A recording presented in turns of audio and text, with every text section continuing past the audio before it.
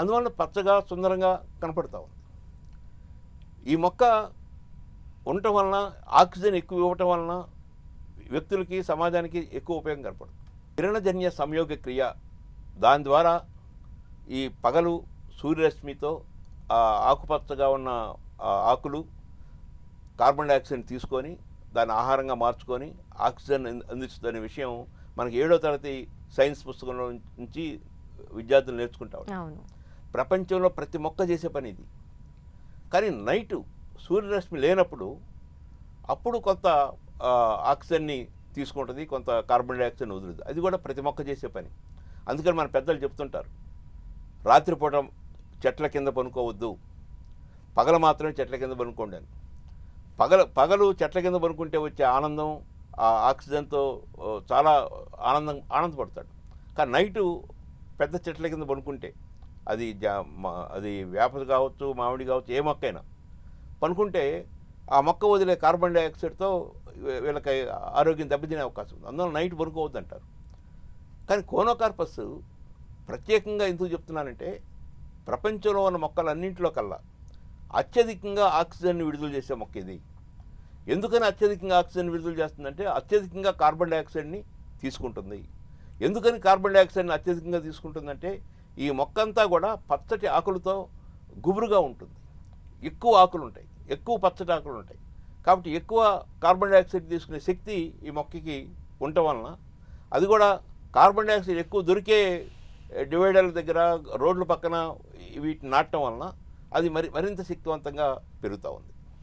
అయితే అరబ్ దేశాల్లో కొన్ని దుబాయ్ లాంటివి, అలాగే పాకిస్తాన్, ఇస్లామాబాద్ కావచ్చు, కరాచీలో కావచ్చు, ఈ మొక్కలు విరివిగా పెరిగేవి ఒకప్పుడు అని విన్నాము. ఇప్పుడు వాళ్ళు కూడా నిలుపుదల చేసేశారు ఈ మొక్కల్ని అన్న మాట వింటున్నాము. ఇందులో ఏమన్నా వాస్తవం ఉందంటారా? ఇది కూడా ఫ్యాబ్రికేటెడ్ అంటారా? ఏమన్నా అంటే ఇది కూడా పూర్తి వాస్తవం కాదు, కొంత వాస్తవం ఉంది. ఆ కొంత ఏంటంటే డైవర్సిటీ కోరుకుంటారు. వృక్ష ప్రేమికులు కూడా, ప్రజలు కూడా డైవర్సిటీ కోరుకుంటారు. ఉదాహరణకి ఒక ఇంటి దగ్గర ఒక 100 గజాలు 200 గజాల్లో మొక్కలు నాటడానికి అవకాశం ఉంటే 200 గజాల్లో కోనోకార్పస్ వేసామనుకోండి, సో వాళ్ళలో కొంత ఆలోచన వస్తుంది, కొన్ని మొక్కలు ఇంకో రకం వేస్తే బాగుంటుంది, ఇంకో రకం వేస్తే బాగుంటుంది. అందువల్ల పూర్తిగా తీసేయకుండా అవి కొన్ని ఉంచుతూ కొన్ని ఇతర మొక్కలను కూడా పెట్టడం ద్వారా వాళ్ళ డైవర్సిటీని పెంచడానికి కృషి చేస్తున్నారు. ఇంకొక విమర్శ ఏమొస్తుందంటే ఇది విదేశీ మొక్క, స్వదేశీ మొక్క కాదు, మనం స్వదేశీ ఉద్యమాన్ని అభివృద్ధి చేసుకోవాలి, స్వదేశీ మొక్కల్ని అభివృద్ధి చేసుకోవాలి, మన భారతీయ తత్వాన్ని ముందుకు తీసుకెళ్ళాలి, ఇలాంటి విషయాలు కూడా చెప్తూ ఉన్నారు. కానీ భారతదేశంలో లభించే కూరగాయలు కానీ పండ్లు కానీ ఏ మొక్కలు తీసుకున్నా కూడా 50% మొక్కలు విదేశాల నుంచి వచ్చినవి. పొగాకు అమెరికాలో వర్జీనియా దగ్గర నుంచి వచ్చింది, మిర్చి ఇంకెక్కడి నుంచో వచ్చింది, ఉర్లగడ్డలు ఎక్కడి నుంచో వచ్చినాయి, టమాటో ఎక్కడి నుంచో వచ్చినాయి. స్వదేశీ మొక్క మాత్రమే ఉంచుకోవాలి, విదేశీ మొక్కలన్నింటినీ వదిలేసేయాలంటే సగం మొక్కలు ఈ దేశం నుంచి వెళ్ళిపోవాలి. చేపలు 19 రకాల చేపలు విదేశాల నుంచి మనం తెచ్చుకొని వాటిని డెవలప్ చేసాం. ఇలా చెప్పుకుంటూ వెళ్తే ప్రపంచం చిన్నదైపోయింది.